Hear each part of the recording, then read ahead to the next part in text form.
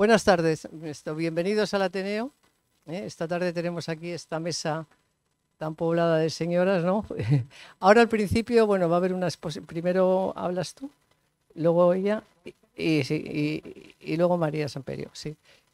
Recordar que al final podéis hacer preguntas y que luego el libro se va a vender aquí, se va a poder firmar ahí. Digo porque como normalmente siempre se vende fuera, pero no queríamos que cogiera una pulmonía, Isabel, y entonces por eso lo vamos a hacer aquí dentro. Y nada, pues bienvenidos, muchas gracias por su asistencia y vamos a ver.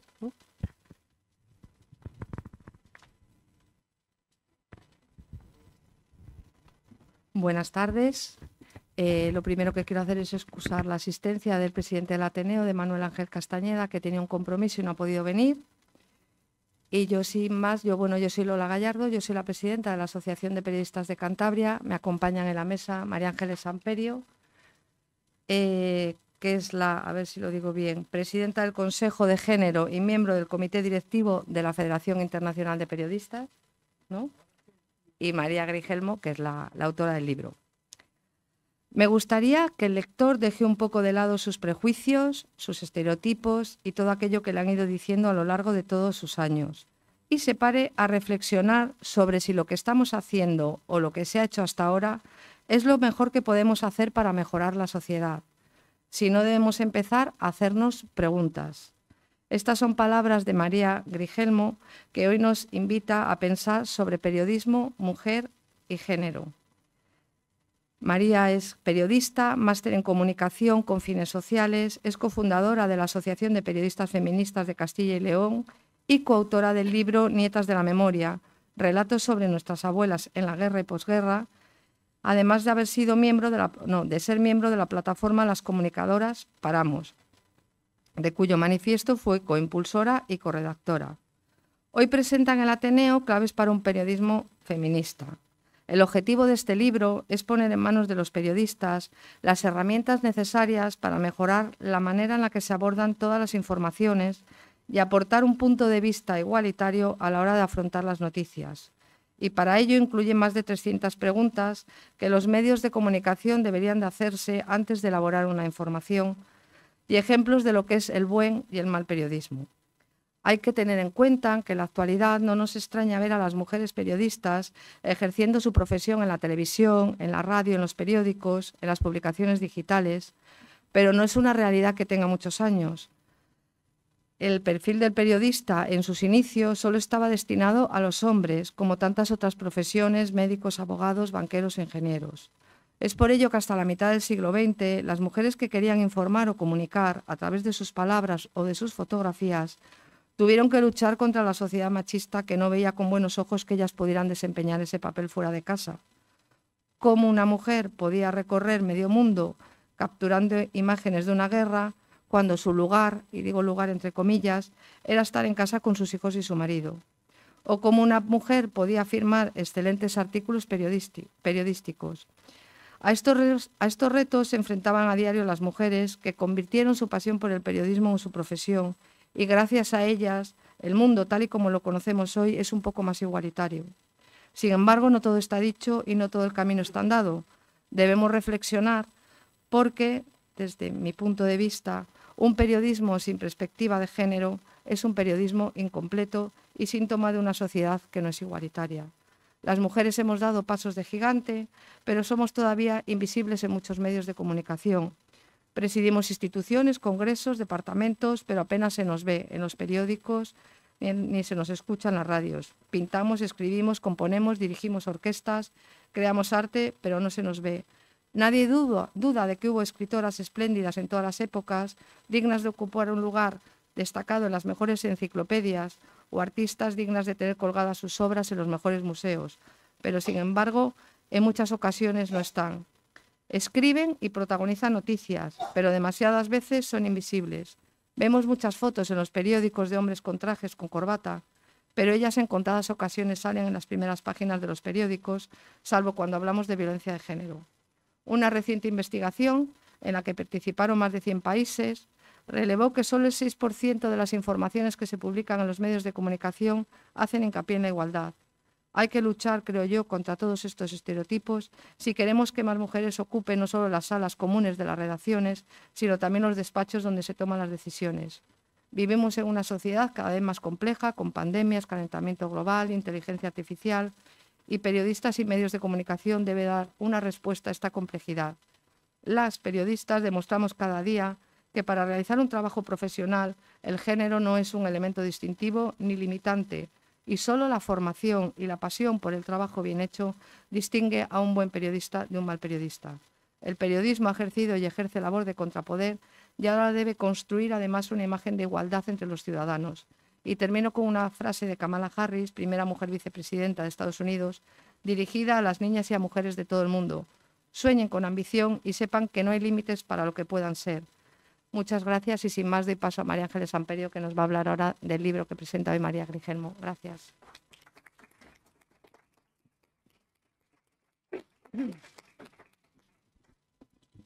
Bueno, yo creo que Lola ha hecho una maravillosa introducción. Yo había escrito bastante, pero bueno, no quiero robarle el tiempo a María. Estoy especialmente satisfecha de poder presentar hoy este magnífico trabajo de María Grigelmo, que nos aporta las claves para poder realizar un periodismo feminista, que significa llevar la igualdad a nuestra profesión y contribuir a su avance en la sociedad. Agradezco a la Asociación de Periodistas de Cantabria, al Ateneo de Santander y a la editorial Fundamentos su participación en la presentación de este libro y, por supuesto, a su autora, que va a compartir con todo el público sus reflexiones y también, por supuesto, a todos los asistentes. Como bien dice Carolina Pecharromán, editora de Igualdad en Televisión Española, en su prólogo, este manual nos pone delante de una realidad reveladora. Tener perspectiva de género nos hará mejores periodistas, porque nos ayudará a comprender mejor el mundo que debemos contar y explicar a la ciudadanía. Parece evidente que la perspectiva de género debe alcanzarlo todo y ser crítica. Como se recoge en el libro, debe ser transversal y permear la información política local, nacional e internacional, los deportes, la cultura, la economía. Además, afecta tanto a los que escribimos como a la selección de las personas expertas a las que consultamos, los testimonios que introducimos, las imágenes que elegimos para ilustrar los temas o la música que escogemos para amenizarlos. El trabajo de María aglutina y compendia y es una refundición de guías, manuales sectoriales, teóricos y prácticos, de los principios que los animan, de las leyes que sustentan la construcción de una sociedad igualitaria. Además, supone un análisis crítico de lo que sabemos hasta ahora y el camino que nos queda por recorrer y, sobre todo, una herramienta práctica para quienes quieran llevar a cabo un periodismo responsable y comprometido con la igualdad. El libro recoge una interesante reflexión sobre la inteligencia artificial. Así se señala que la inteligencia artificial desarrolla los sesgos de las lenguas que aprende. Un estudio de la Universidad de Princeton, publicado en la revista Science en el 2017, confirmó que las máquinas no solo incorporan palabras o expresiones machistas de manera automática, sino que también asumen estereotipos culturales que asimilan por pura estadística. En cuanto a las conclusiones, Grigelmo considera que si todas las normas promulgadas en los últimos años hubieran sido consideradas y acatadas, quizás el problema del machismo y del sexismo hubiera desaparecido de nuestras vidas. Por ello cree que, en primer lugar, hace falta un cambio de mentalidad de la comunicación en general e incorporar la mirada feminista en las fuentes, en los protagonistas, en los roles y estereotipos difundidos en el plano nominal, en la información gráfica, en el lenguaje, la autoría y la opinión, en la sección de temáticas y en la jerarquización de estas, en el enfoque, en la línea editorial, en el público objetivo al que van dirigidas y en la gerencia de la propia industria. En segundo lugar, la autora insiste en que la profesión periodística debe entender cómo se construyen los estereotipos y cómo estructuramos nuestros pensamientos. En definitiva, cómo funciona nuestro cerebro. Así, luchar contra estos estereotipos supone poner a prueba la eficiencia de nuestro cerebro, es cuestionar nuestro inconsciente y cambiar esa información a través de la racionalidad y la reflexión.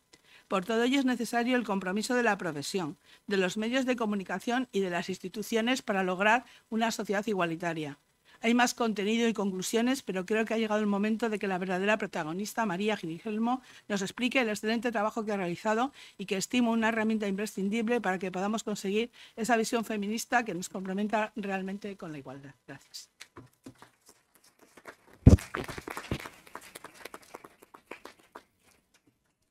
Bueno, pues dicho esto, yo creo que ya podemos pasar a las preguntas, ¿no?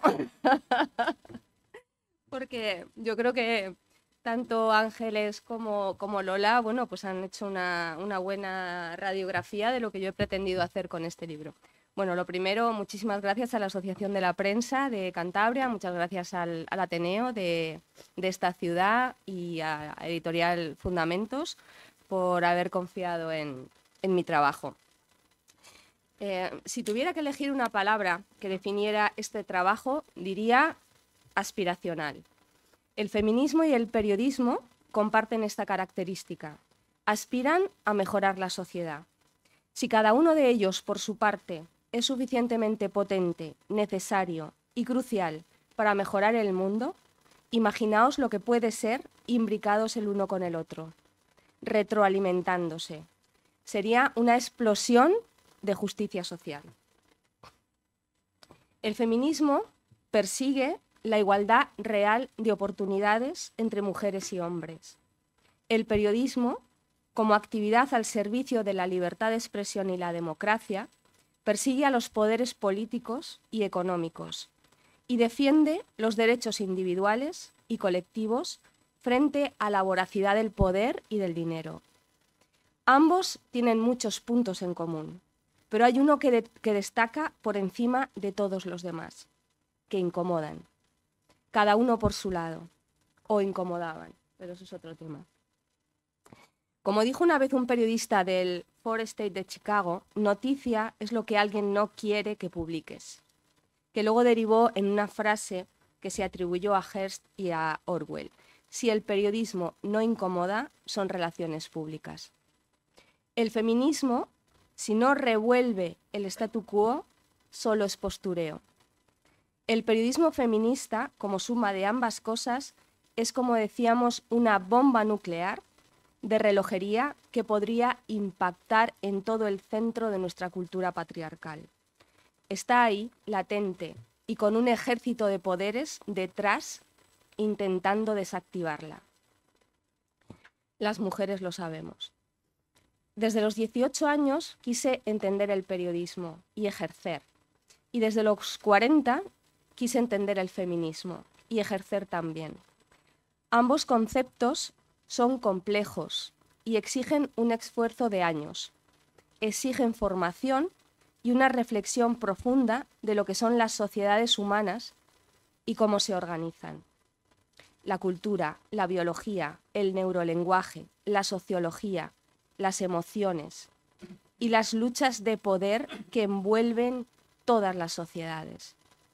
Difícilmente puede entenderse un periodismo feminista si previamente no indaga sobre todas estas disciplinas, sobre nuestra absoluta necesidad como seres humanos gregarios de integrarnos en una sociedad que nos acepte y nos proteja, pero también de nuestra absoluta necesidad de destacar y desarrollar nuestras personalidades y nuestros egos. Vivimos en ese difícil equilibrio, un poco más difícil para las mujeres porque nosotras no hemos participado del diseño. De todas las cuestiones fundamentales del periodismo, el qué, el quién, el cuándo, el dónde, el por qué, yo me quedo con el por qué. ¿Por qué este libro? Pues porque es el libro que yo busqué y no encontré. El libro que necesitaba leer para entender cómo hacer un mejor periodismo feminista. Y mi mayor deseo es que quien lo lea, pues también entienda, un poco al menos. La idea fundamental es sencilla. Se trata de hacer un periodismo en cuyo relato no nos dejemos a la mitad de la población, que somos las mujeres. El enfoque siempre ha sido masculino porque ellos inventaron el periodismo, desde su posición en el mundo. A nosotras no nos dejaban aprender. No es tan difícil imaginarlo, está sucediendo en Afganistán. Ahora que las mujeres vamos escalando poco a poco niveles de participación, de decisión y sí también de poder, y como tenemos una formación para hacer bien todo esto, y también tenemos criterio porque somos inteligentes, es de justicia que abramos el plano y nos demos cuenta de que la realidad es aún más compleja y desigual de lo que creíamos. El esfuerzo de este libro es dar herramientas para ayudar a abrir el plano, para decodificar lo que se ve, pero sobre todo lo que no se ve, para hacer noticias donde nos hagamos más preguntas antes de sentarnos a escribir, si somos profesionales. Cuantas más preguntas nos hagamos, el relato de lo que sucede será más completo y más complejo. En este libro van unas 300, pero podrían ser 3000. Si consultamos brevemente el índice, veremos que son decenas las leyes en vigor que nos animan a todo esto, lo que decía antes Ángeles, pero que el análisis de la realidad nos dice que de momento es papel mojado, no se está cumpliendo. Para quienes no saben casi nada de feminismo, intento explicar de modo sencillo por qué sin esta teoría política y social el periodismo actual se queda cojo.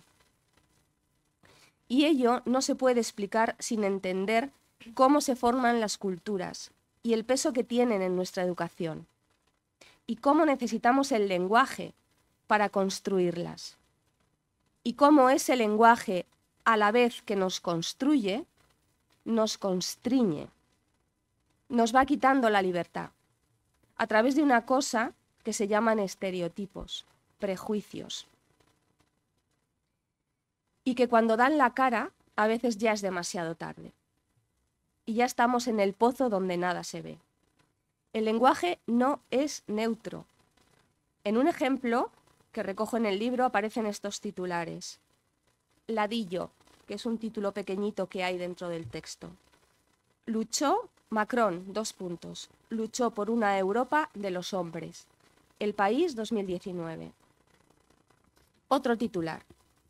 Un total de 4.000 personas han sido detenidas por violencia de género. Europa Press, 2019. Quizá algunas personas ya se estén dando cuenta de por qué he puesto este ejemplo. En el primer caso, la palabra hombres hubiera sido más correcto sustituirla por personas.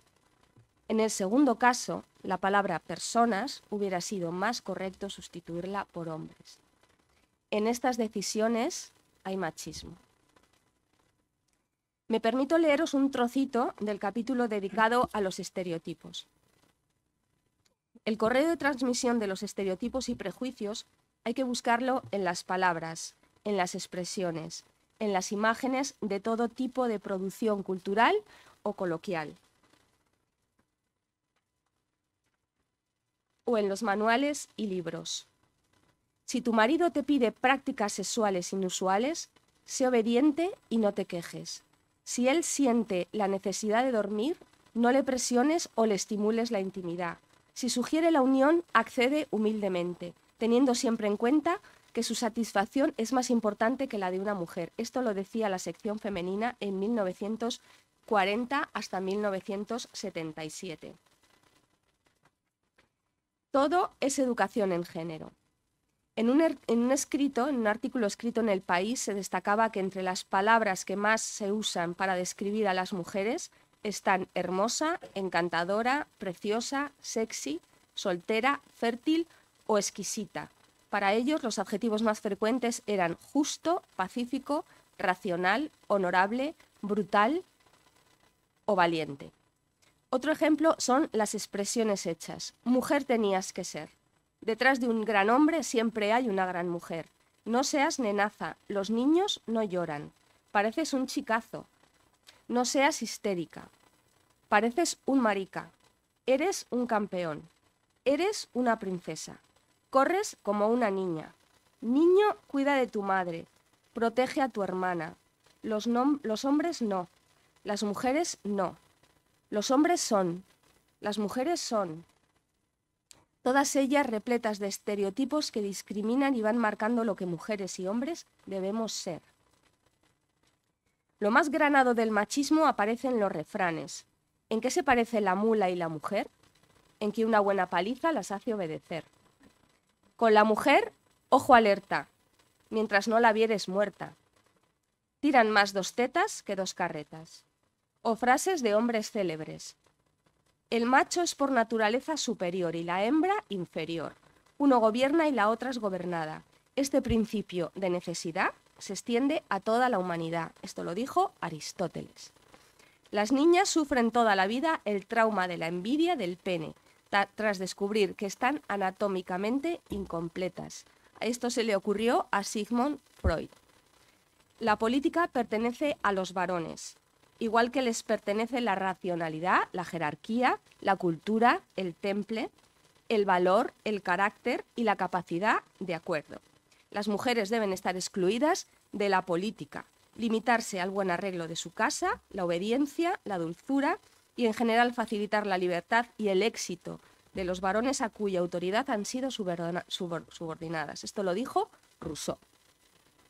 Solo el aspecto de la mujer revela que no está destinada ni a los grandes trabajos, el aspecto de la mujer, de la inteligencia, ni a los grandes trabajos materiales. Esto lo dijo el top 10 de los machistas filósofos de la historia de la filosofía, que era Schopenhauer. Suculentas son a veces las declaraciones de hombres públicos sobre mujeres públicas. Aquí algunas recientes, ya menos recientes, porque ya el libro va teniendo. Cada vez que veo la cara y los morritos de Leire Pajín, pienso lo mismo, pero no lo voy a contar aquí. Esto lo dijo Francisco Javier León de la Riva, exalcalde de la ciudad donde yo moro y habito, que es Valladolid. El regadío hay que utilizarlo como a las mujeres, con mucho cuidado, que le pueden perder a uno. Esto lo dijo el exministro Miguel Arias Cañete. Si Hillary no puede satisfacer a su esposo, ¿cómo pretende satisfacer a los Estados Unidos? Esto seguro que adivináis quién lo dijo. Donald Trump. Toda nuestra historia, toda nuestra cultura y nuestras expresiones están plagadas de estereotipos machistas. También podemos fijarnos en las letras de las canciones, en titulares de periódicos, como este del Mundo en 2021. Atentos. El Mundo, 2021. Adiós a la Casa Blanca, antetítulo. Melania Trump, a la sazón, la mujer de Donald Trump, desnuda es como el firmamento goteando estrellas de semen. Lo escribió Juan Abreu. En revistas, en editoriales, en artículos de opinión, están por todas partes. Pero además del lenguaje, tenemos la poderosa arma de la imagen. ¿Creéis que nuestro subconsciente sabe distinguir entre lo que ve dentro de la ficción y lo que ve en el mundo real a la hora de fabricar estereotipos? Pues la respuesta es que no. Uno de los ejemplos más preocupantes es el de la gente joven y el consumo de la pornografía. El feminismo introdujo el término de patriarcado y el contrato social para definir todo este sistema completo de poder en el que las mujeres deben moverse minorizadas y constreñidas por toda suerte de ideas, valores, costumbres que el lenguaje transporta y que la sociedad parece obedecer sin muchos filtros. Y de allí venimos. Creamos y reproducimos sin apenas percibirlo las formas de pensar y actuar de nuestra sociedad y de aquella que nos precedió. Y de esta situación se deriva el esfuerzo de las lingüistas feministas, filósofas y sociólogas por construir un lenguaje inclusivo, para restar poder al todopoderoso masculino plural. Y eso no se puede entender si no entendemos cómo funciona nuestro cerebro, acumulando términos y archivándolos en imágenes conceptuales. Entiendo que es un esfuerzo realmente. Y quizá por ello mucha gente no quiere entender o no tiene las herramientas para hacerlo. Pero una vez superado ese escalón que explica que primero te programan la mirada a través de la cultura y del lenguaje y luego miras, y no al revés, pues ya estamos en condiciones de adentrarnos en la mirada periodística. Y en esos capítulos hacemos un recorrido por el estilo machista, habéis visto algún ejemplo, y el estilo feminista, que también lo hay. Con tantos ejemplos, más de lo uno que de lo otro, que a veces te quedas aturdida, agotada y desesperanzada. pero hay que seguir luchando.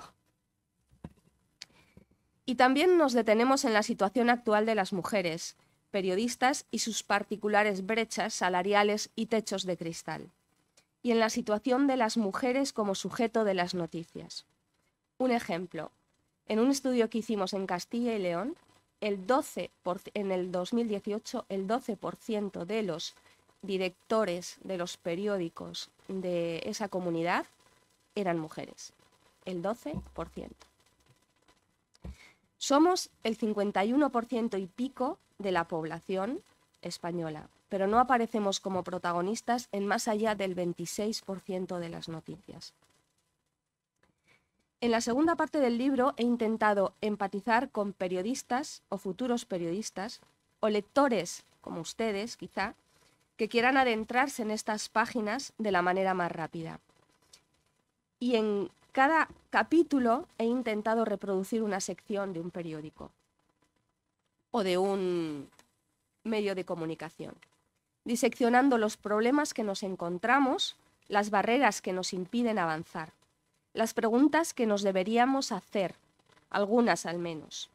Y una cosa muy importante, los datos desagregados por sexo, donde realmente visualizamos nítidamente la desigualdad estructural de las mujeres. Siempre datos contrastados, siempre fuentes fiables, valoraciones de fuentes especializadas, enfoques no manipulados, a ser posible. Y después de todo eso preguntarse, ¿se me ha colado algún estereotipo? ¿He dado algo por supuesto que no debería? Y si encuentro una rara desigualdad entre los sexos, preguntarme, ¿y esto por qué? El 70% de los desahucios lo sufren familias formadas por mujeres e hijos. El 65% del alumnado de educación especial es varón. ¿Por qué? El 53% de los jueces en este país son mujeres, pero en los altos cargos del Poder Judicial solo está el 21%. En 2020, la población reclusa en España era 92,5 hombres y 7,5 mujeres.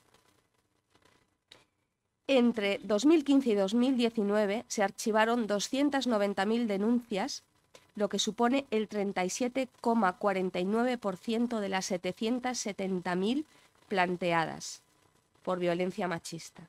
Se acordaron órdenes de protección para el 20% de las denuncias y el número de varones condenados en todos los órganos judiciales fue el 21,46% de las denuncias planteadas.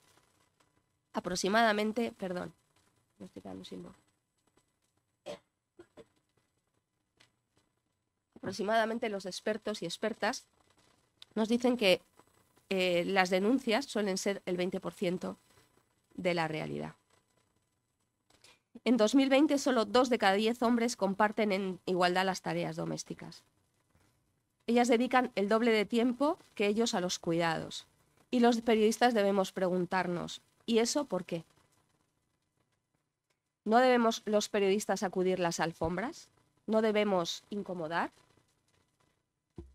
Al final de cada capítulo se han seleccionado algunos ejemplos que se han considerado buenos ejemplos a seguir.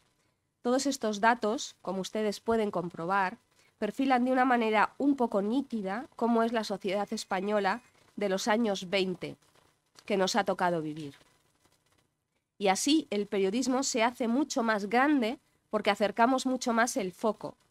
Tratamos temas sociales que nos afectan más a las mujeres, no porque seamos distintas, que sí lo somos en algunas cosas, pero no necesariamente en las que dice la sociedad, sino porque nos han puesto en esa situación desfavorable. Finalmente, en las conclusiones venimos a decir que llevamos 20 años, no yo, investigadoras de muchísimo más peso en las universidades, en muchísimos centros de investigación, en muchísimas disciplinas, analizando y delimitando las barreras y las palancas para avanzar en un periodismo feminista. El final del camino sería que el apellido se nos cayera del titular, porque sería una gran redundancia. El periodismo ya debería ser feminista, puesto que contaría la realidad, contaría la verdad, aunque son palabras muy grandes. Pero bueno, en fin, yo creo que alguna vez lo conseguiremos, ¿no? Hay que ser optimistas. Desde aquella proclamación hace 1592 años del Concilio de Éfeso, en la que sesudos varones decidieron que las mujeres éramos humanas y teníamos alma, creo que estamos un poquito más cerca del final. Muchas gracias.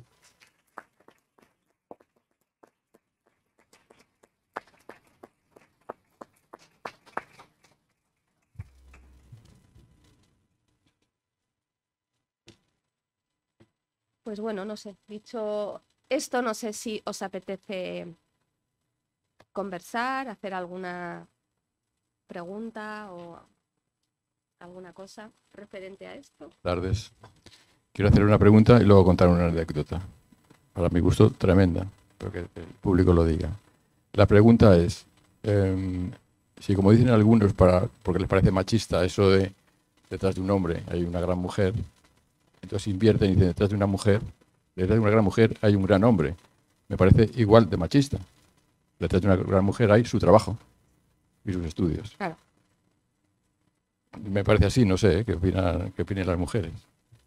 La anécdota es la siguiente. El alcalde de Camargo, el actual alcalde de Camargo, tercera población de Cantabria, tercer municipio, cuya educación básica y respeto son muy básicos, se atrevió a decirle a una ministra en una comisión cuando él era diputado: usted está ahí agarrada a la coleta de Pablo Iglesias. Fue así, ¿no? Sí, el actual alcalde, ¿eh? En la legislatura pasada fue diputado. Ella, mucho más respetuosa, no se atrevió a contestarle y tenía que haberle dicho: usted está ahí como diputado agarrado a los chismes de Pablo Casado. Pero no quiso entrar en polémica. Pero nadie, el público, le criticó lo suficiente esa afirmación odiosa que le hizo a la ministra. Que no es porque sea ministra, sino por ser mujer.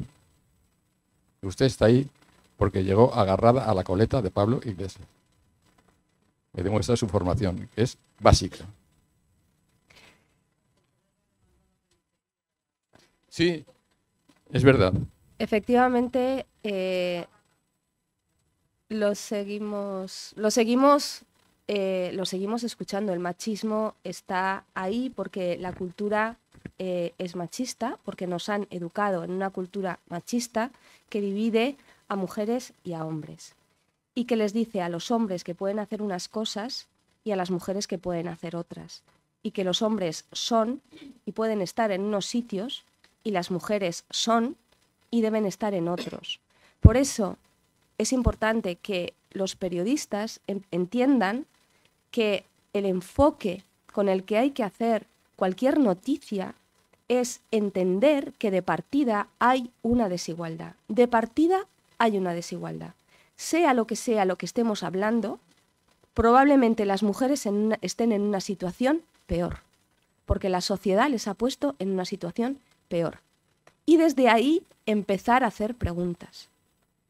Ese es el gran cambio en el enfoque que podría ser el gran resumen de todo lo que yo pues cuento aquí en estas 300 páginas. Desigualdad de partida y respeto, que es, digamos que la desigualdad es la partida y el respeto sería la llegada, sería el fin de la cuestión.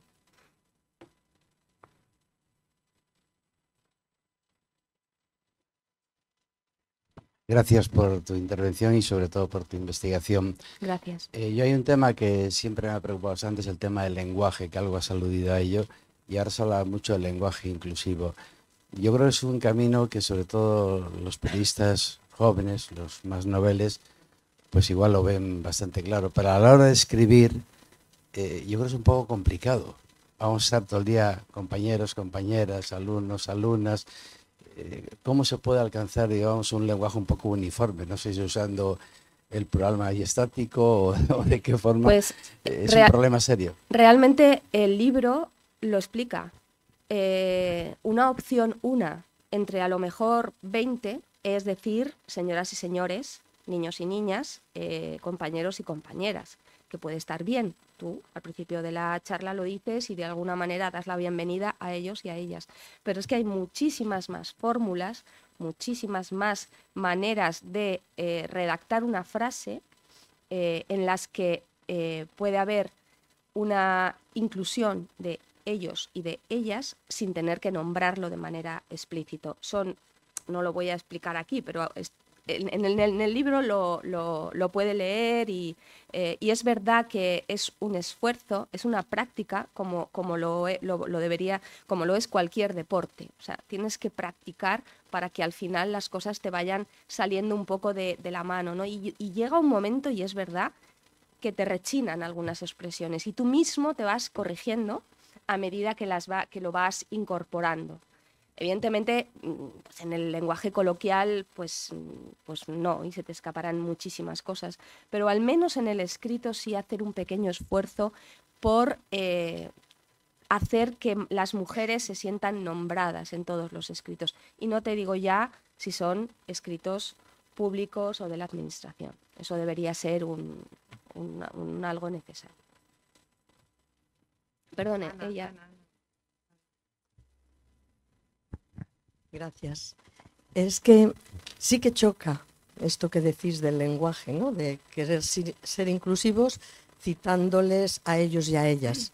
Choca porque nunca ha sido así, porque se hablaba en masculino y ya está. Ya se suponía que estábamos ahí nosotras. Pero hay... En nuestro lenguaje, el castellano, el español, que a mí me parece un idioma estupendoso, tiene muchas posibilidades, solo que no las usamos. Claro. Es que existe el alumnado. Claro. Existe el cartel, la chapa normalmente, encima de la mesa que puede decir, perdón, de la mesa no, de la puerta, que puede decir dirección. Exacto. Pero es que dice director. Y cuando viene una directora al colegio, sigue con el nombre de director porque no la ofende, porque reconoce el valor del director, de lo masculino.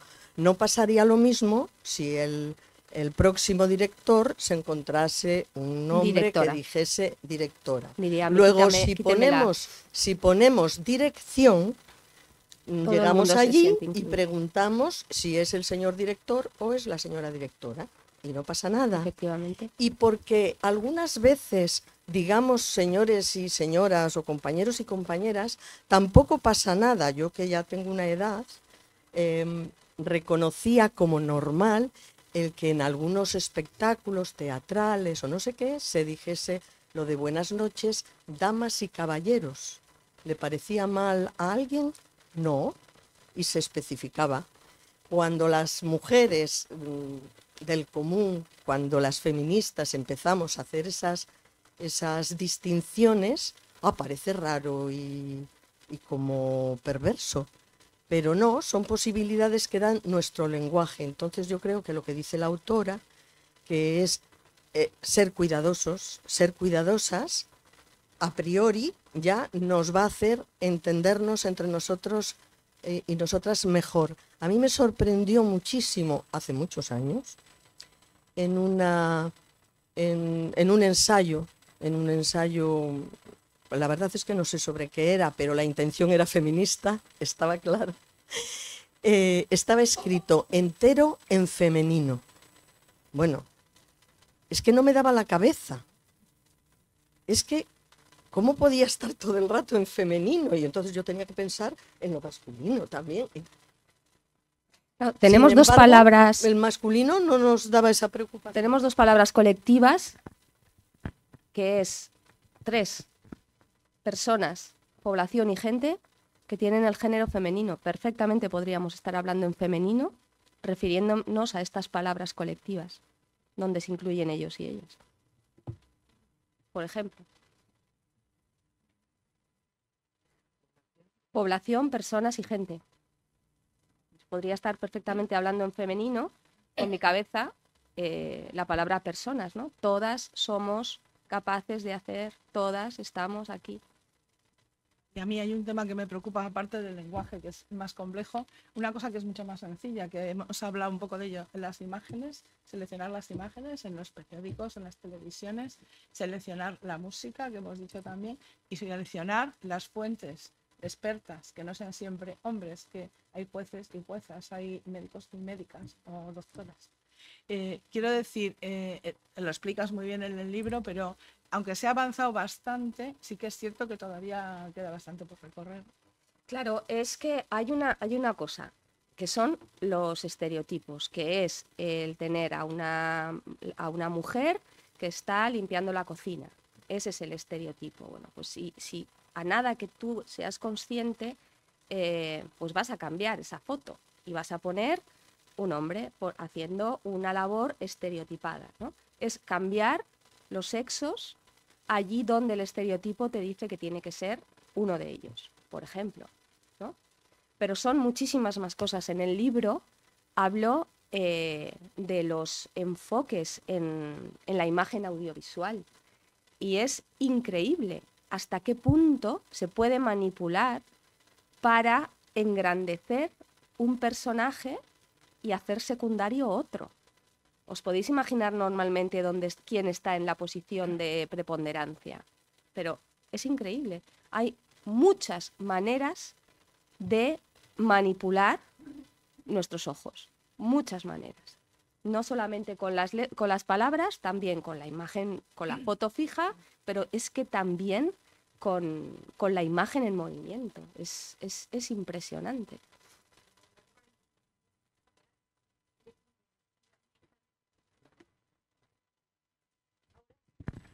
La inteligencia artificial que la tenemos que alimentar nosotras, las personas.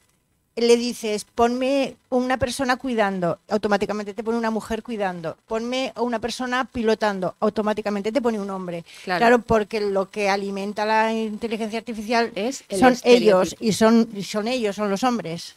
Creo que ahí tenemos una buena labor las mujeres, ¿eh? Muy gorda. A darle caña y a meter información para que no ocurra esto. Esto lo he comprobado yo, ¿eh? Sí.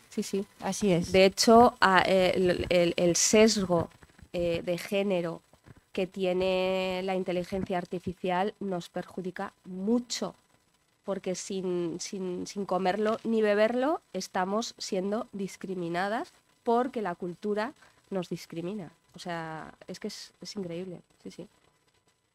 En la selección de personal, en muchísimas cosas que se pueden automatizar, sí, hay un sesgo y te dice que como la mayoría es de un determinado sexo, pues a ti te pueden excluir porque seas de otro sexo distinto, ¿no? Que es una minoría. Entonces ya le hacen así a la aplicación. Sí. Un tema que habíamos comentado antes, este libro yo creo que debiera ser básico en las facultades de Ciencias de la Comunicación, ¿no? Y en muchas redacciones. Y hay un tema que nos preocupa en la asociación, lo hemos hablado, que cuando hacemos cursos de formación hemos tenido un proyecto en el que está la Federación Internacional de Periodistas en España sobre reescribiendo la historia, la visión de las mujeres políticas, que ha sido muy interesante, y la presencia masculina muy buena, pero ha sido de gente más mayor, no de gente joven, no de compañeros jóvenes, sí. Y la verdad que a mí me preocupa mucho porque necesitan formarse porque esa visión tú no puedes a nadie obligarle, lo tienen que ver ellos, lo tienen que entender ellos, no puedes imponer códigos, están muy bien los códigos, las normas, hemos hablado, pero no se le puede imponer a la gente lo tiene que ver, lo tiene que asumir. Y entonces yo creo que la tarea de insistir es importante. Es un proceso de formación, realmente te lo tienen que contar. O sea, de repente hubo una mega crack, bueno, ya había antes, ¿no? Pero Simone de Beauvoir es como que hizo la teoría feminista más completa, pero es que eso lo hace una mente privilegiada. Lo normal es que uno viva según lo que más o menos le han contado y no se esté continuamente planteando todo. Pero es que realmente nos lo tenemos que plantear, porque es que hay muchas cosas que son injustas y que la sociedad cambia y que también tenemos que cambiar la mente, ¿no? A medida que van avanzando los papeles y los derechos de las mujeres y que vamos creando conciencia, ¿no? Conciencia colectiva de que a las mujeres se las respeta y punto. Y ya está, y somos iguales en derechos y en oportunidades. Igualdad real, y es lo que tenemos que hacer. Pero si tú no haces una reflexión profunda de cuáles son tus valores, aquellos que tus padres en primer lugar, ¿no? te introdujeron en la cabeza, y luego en el colegio, y luego tus amigos, y luego en los libros, y te vas nutriendo, y luego en las películas, y te vas nutriendo de todo aquello que te ha ido conformando, ¿no? La persona que tú eres. Si no, de repente no le pones una lupa y dices, espera, todo esto que me han contado, pero cómo era esto así, pero cómo podía yo ver esto así, pero cómo podían decir esto, y empiezas a ver, es como si fuese una secuencia, ¿no? De tu vida, y volvieras otra vez a recrearla y decir, pero madre mía, en mi vida, en mi corazón, esto no puede ser así, o sea, esto no puede ser así, hay que cambiar, y la gente joven tiene que tener más facilidad para poder llegar donde las mujeres, con muchísimo esfuerzo, a lo mejor hemos llegado, con muchísimas trabas. Pues cada vez tenemos que ir quitando esas trabas, porque simplemente es injusto. Simplemente es una cuestión de mérito y de capacidad. Y ya está, y no es una cuestión de sexo. Es una cuestión de mérito, de capacidad y de respeto. Y ya está. Y si le quitas todos los ambajes y te quedas con eso, simplemente la sociedad puede funcionar de otra manera. Y ya está. Es que al final las cosas son muy complejas, pero también pueden ser muy sencillas. Pero ese clic te tienen que ayudar a encontrarlo. Eso, vamos, yo lo creo, ¿eh? Creo que es así. Y tienes que leer. Sí, nosotros, yo al hilo de lo que estáis diciendo del tema educacional, me parece que es fundamental educarles desde pequeños en todos estos temas que estamos hablando. Pero en la Asociación de Periodistas han pasado 200 periodistas por los cursos que hemos dado el año pasado, menores de 35 años, igual ha habido uno de los 200 que había. La gente joven yo creo que todavía no se implica mucho, o no ve el problema, o no sé lo que pasa, porque hacemos encaje de bolillos para intentar llegar a la gente joven, que venga a nuestros cursos, que se acerque, que se forme y que haga cosas. Y yo, bueno, este es un ejemplo de los que estamos aquí, los que venimos, los que nos formamos, los que estamos pendientes y los que estamos con la actualidad y con los temas. Y yo creo que ahí tenemos también responsabilidad nuestra de intentar llegar más a la gente joven, no sé de qué manera, y ahí haremos algo para que ellos también participen en todo, aprendan y se formen en todos estos temas. Os voy a poner un ejemplo de uno de los ejemplos que cogí para la sección de internacional, de una noticia que estaba hecha con enfoque de género. ¿Os acordáis en el 2004, en el tsunami de, creo que fue Tailandia, Indonesia, toda esa zona, ¿no?, del sudeste asiático? Bueno, pues el periodista que contaba nos explicaba que habían muerto más mujeres que hombres, muchas más mujeres que hombres, por una sencilla razón, y es porque las mujeres no sabían nadar. O sea, un detalle que te explica un dato que a veces, primero, puede ser que ni desagregues, pero que si lo desagregas dices, ¿y esto? De la misma manera que yo os hacía hincapié en que el 65% de los niños que van a colegios especiales son varones. ¿Por qué? Pues yo he llegado a la conclusión de porque los patrones que miden las características, digamos, distintas que les hacen tener una atención especial, están sobre todo basadas en comportamientos de los niños, pero no de las niñas.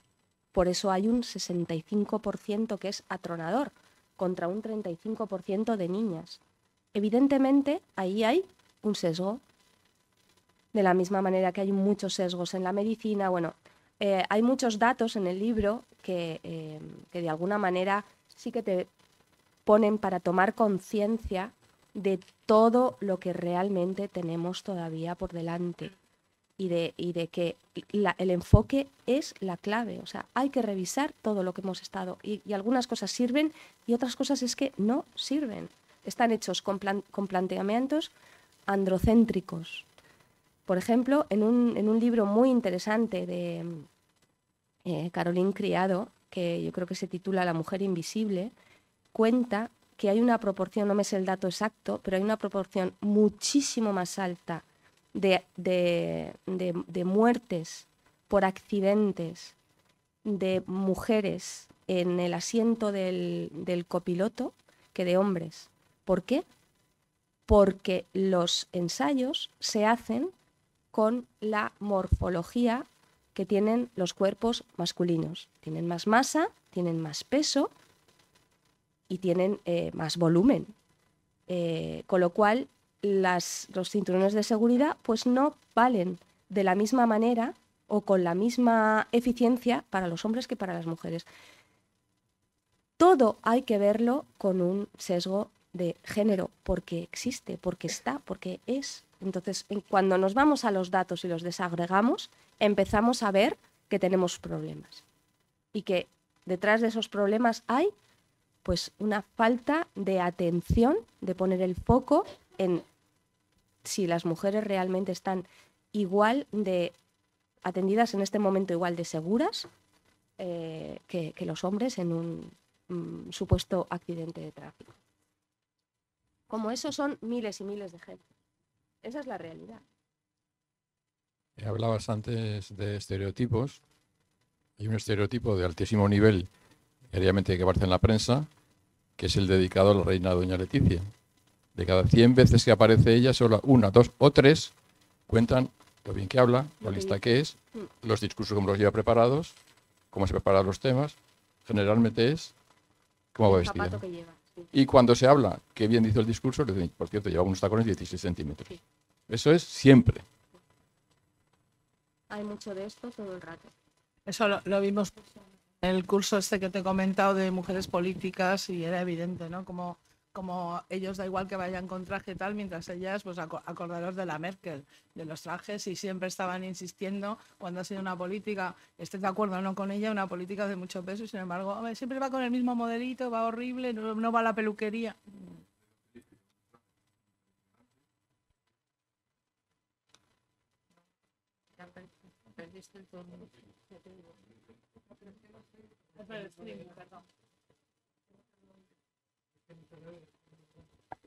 Lo siento, Juan Carlos. Me pasaron el micro a mí. Felicidades a la autora y a este magnífico estudio. Yo quiero abrir un melón, que es el de cómo explicamos a ese porcentaje de mujeres, un 30% según las últimas encuestas, y de casi un 50% de hombres que se sienten afectados por las políticas feministas, que en ese camino son necesarias las políticas de discriminación positiva. Esto es un tema que genera siempre mucha discusión cuando entre hombres se intenta introducir esta conversación. Siempre hay alguien que dice, ya, pero es que ¿son necesarias o no son necesarias? ¿Cómo? En fin, ¿qué opinión tienes al respecto? Pues mira, vi un ejemplo visual, porque los humanos somos visuales. O sea, todo al final lo organizamos en imágenes, ¿no?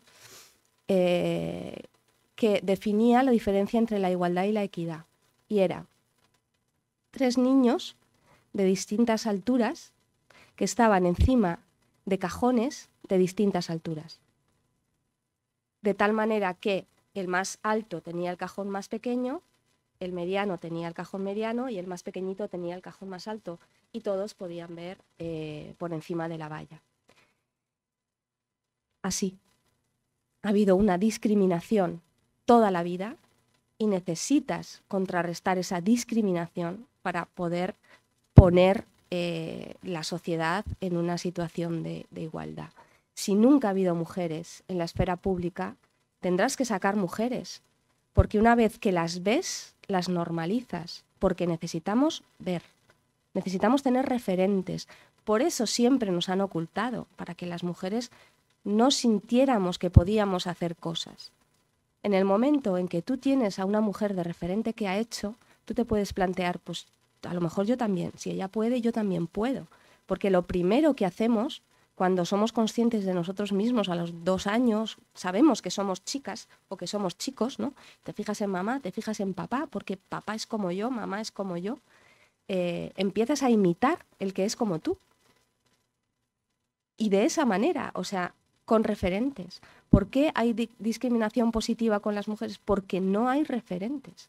En el momento en que los haya, ya dará igual que si es el hombre o es la mujer quien tiene el cargo. Cuando haya una normalidad, y ya seamos un 40-60, es que da igual. Pero hasta que llegas al 40-60 hay que forzar. Porque se ha venido forzando, pero por el otro lado, a lo bestia, durante muchísimo tiempo. Porque es una cuestión, primero tienes que ir por el camino de la equidad para llegar a la igualdad. Nada, al hilo de la anécdota de antes, que del rey don Felipe, que hace 10 años que es rey, solo se ha hablado de los buenos trajes que lleva 3 días el año pasado. Se deja bien claro cómo se trata a unos y a otros. Buenas tardes. Hola, buenas tardes. Mi felicitación. Muchas gracias. Yo, como cántabro, siempre he creído de Cantabria que ha sido matriarcado. Y yo me he sentido completamente feliz en ese matriarcado. Mis abuelas, mi madre, mi mujer, mis hijas, mis libros, la mayoría, en todos los libros que he escrito, es la protagonista siempre la mujer. Siempre y siempre alabándola. En Cantabria tenemos la presidenta de Cantabria, la presidenta del banco más grande de España y uno de los más grandes de Europa. En Madrid, la alcaldesa de Madrid, y aquí muchas alcaldesas, Comillas, Casturdiales, en fin. Pero, presidenta del gobierno, no sí, del gobierno presidenta de del Madrid. gobierno y todo eso. Pero yo no he sentido nunca complejo. Yo creo que en Cantabria puede ser una excepción, pero en Cantabria no hemos sentido complejo ni de feminismo ni de machismo. Yo siempre había aberraciones como en todas partes, pero aquí yo creo que en Cantabria, y hay un dato que marca, igual ahora ha cambiado. En las casas han mandado siempre en Cantabria porque han sido las bolseras. Las que tenían el dinero eran las madres. Y yo he sido educado en esa forma, y hasta inclusive en América, hasta que estuve en América, el dinero mío lo tenía mi madre. Y para mí el orgullo era siempre a mi madre, a mis hermanas y a toda mi familia. O sea, quiero decir que no hemos sentido ese complejo. Te has educado en los valores del respeto hacia las mujeres de tu familia. Pues bravo por tu familia. Y las mujeres de Cantabria en general. Ya. Yo creo que sí. Y después cada uno hace su obligación. Por ejemplo, a la mar no van mujeres. Pero en cambio, elaboran los bocartes, tienen una habilidad especial. Las adoberas de las anchoas. Lo hacen de maravilla. Yo creo que, no sé, será verdad otra cosa. Yo quizás vivo en otro mundo, pero vivo en Cantabria, y lo siento. Y para mí todo el respeto de las mujeres y las reivindicaciones que se vayan consiguiendo me parecen bien, porque yo creo que somos completamente iguales. Esa es mi forma de sentir. Pues Gracias.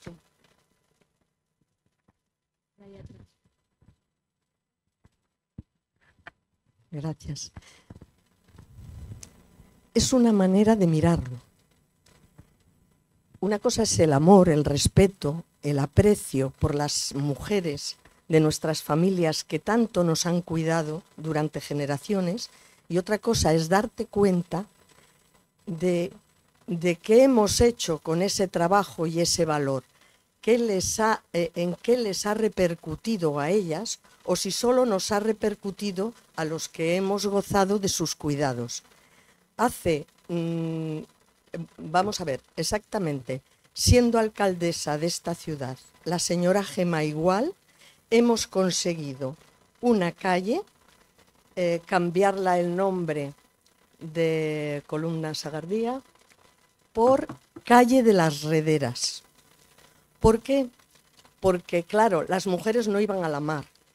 no iban a la mar, hacían cantidad de trabajos imprescindibles para la mar, pero no eran trabajos, no eran remunerados, y eran porque eran las mujeres. Lo mismo que cosían los mantelitos de su casa, cosían las redes, que es otra cosa, señoras y señores, ¿eh? Coser redes es otra cosa.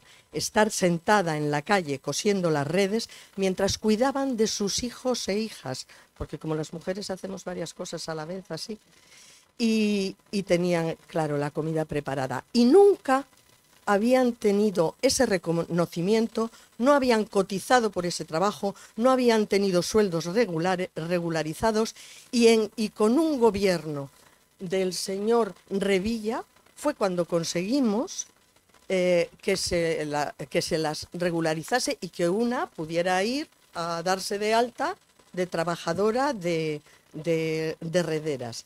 Lo mismo podemos decir de las llamadoras, lo mismo que eran las señoras que iban pasando por los domicilios de quienes iban a la mar y tiraban de la pera de llamar y decían: Manolo, a la mar. Vale.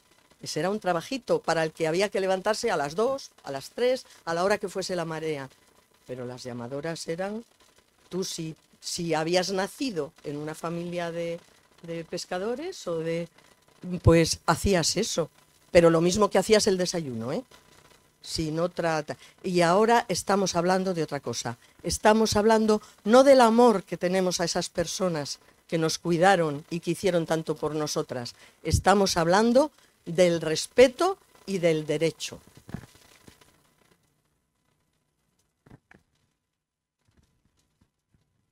Vale, pues sí. Vamos terminando. Hola, buenas tardes. ¿Se oye? Yo estoy de acuerdo que en Santander tenemos un nivel bastante elevado y consideran a la mujer pues muy a la par con el hombre, pero eso no es así en toda España, puesto que cada día lo vemos en los telediarios de las mujeres maltratadas. No son así los hombres, sino las mujeres que pierden la vida por el machismo que hay, no porque ellas sean malas, que no se dice que ellas sean malas. Gracias a Dios, vuelvo a repetir que este señor lo ha dicho antes, que Santander es una ciudad en este sentido con un nivel de bastante educación, bastante bueno, y no tenemos ese problema, pero no es en sí el problema que hay en España, que en España lo estamos viendo. Ya está. Bueno, hay algo fundamental y es la educación. Es educación. Y a mayor educación, más respeto. Va siempre lo uno con lo otro, aunque no es suficiente. La educación lleva al respeto, pero necesitamos feminismo, teoría feminista, para entender que la desigualdad es estructural, que la educación es patriarcal, que los valores son desiguales y los tenemos que cambiar y ya está.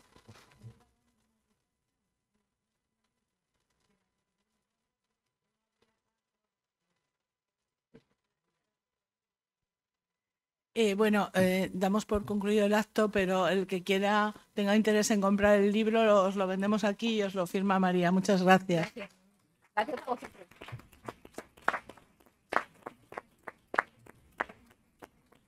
Muchas gracias por venir.